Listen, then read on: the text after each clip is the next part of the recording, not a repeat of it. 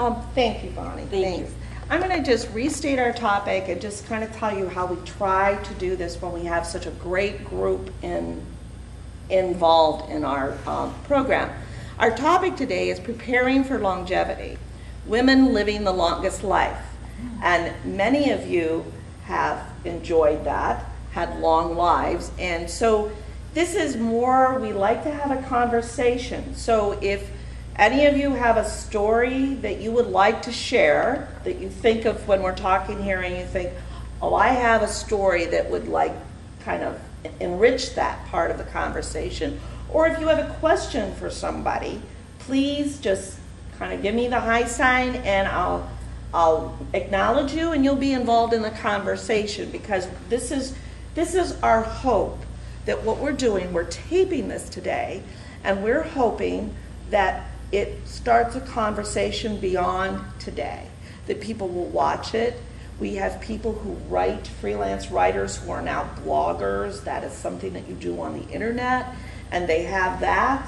And it will kind of take Judson Park and Women's Enterprise Network, and we'll just go out into the world and tell everybody the rich heritage we have here in Northeast Ohio, which includes all of you women here in this room. And I'm so thankful that you all came, and I want to thank Lynn Bartell from Judson Park here at 1801 Chestnut Hills. She's the Eden Project. Lynn, is that what it is? Well, actually, I'm the Director of Resident Life. That includes the Eden Alternative and all the intergenerational projects that we participate here at Judson. Okay, so now, thank you, we are going to go to our true intergenerational member, and I asked Alice to think about, how does she think about like 80 years from now, or does she? What does she think about this whole conversation and how it relates to her today at 16 years old? Okay, well, at 16 years old in school, they always prepare us for different classes we have to take to prepare us for... Could you speak a little bit louder? Yeah, sure. Everyone speak a little louder. Okay. Well, at 16 years old, we have to prepare for classes that might prepare us for the future, for what we want to do in our lives. That's what they say. So we try to take as many classes as possible. And at 16, it is hard to comprehend 80 years from now what I'll be doing, you know, what my life has been like. So I just kind of try to involve myself in different things to try to make myself a more complex and diverse person. So I'll enjoy it from 80 years. It's really hard for me to comprehend that, but trying. And that's a good perspective, isn't it, in a way? Because, I mean, I'm sure that if all of you think back when you were 16, you didn't feel that way either. You know, that you were living your life one day at a time, and that's the way. Is that what happens now? You just try to get the best out of each day, or what?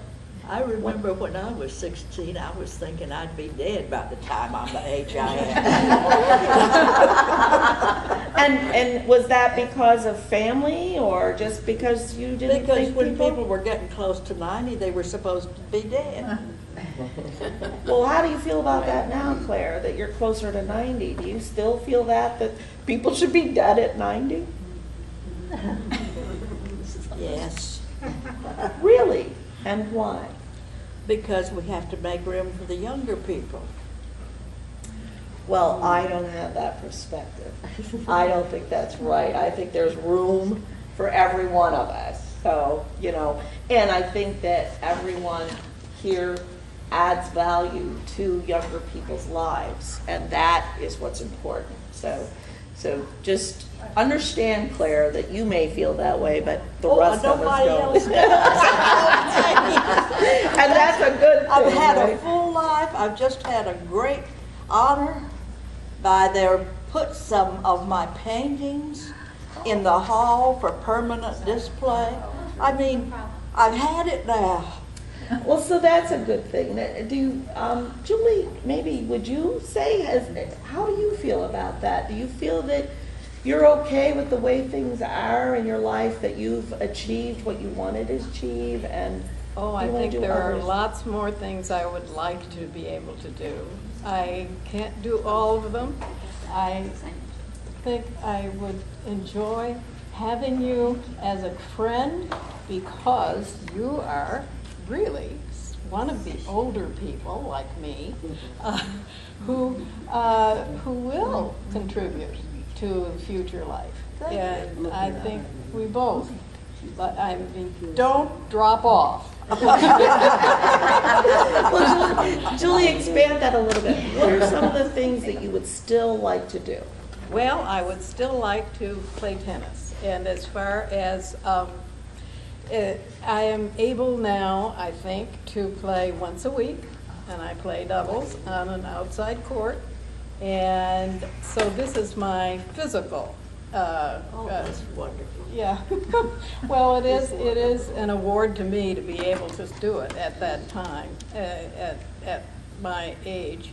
And so I have been through many cultures, I should say, or different parts of the country and different people who I never would have met before. I have been very blessed with the ability or with the chance to meet a lot of different kinds of people.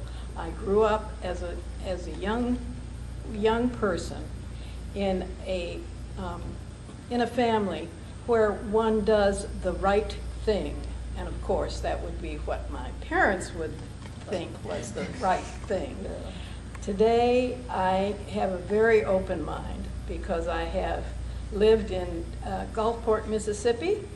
I have lived in Chicago, Illinois, and I'm delighted to be in Cleveland, and with a lot of the wonderful assets that Cleveland has, I'm enjoying every minute of it. Well, thank you. That's a marketing ploy for, why do you want to move to Cleveland ought Cleveland? to have you on their convention There you center go. visitor center. Yeah, there you go. Would anyone else like to share some of the things that they like to do? Joe.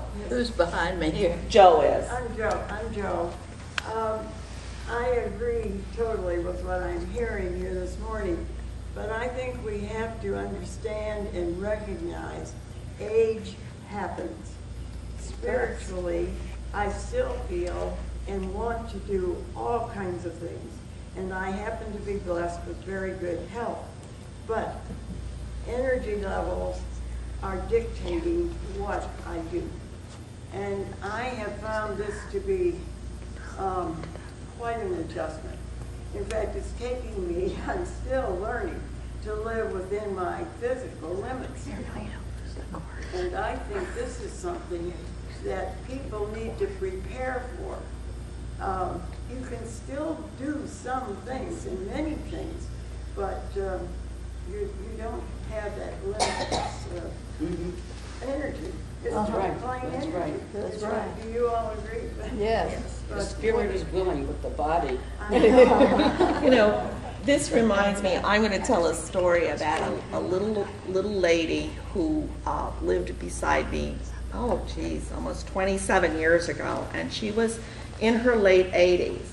And I came home for work one day, and she would wait for me. She'd hear the step on the stairs, and she'd come out and say, "Do you have a time for a cuppa?"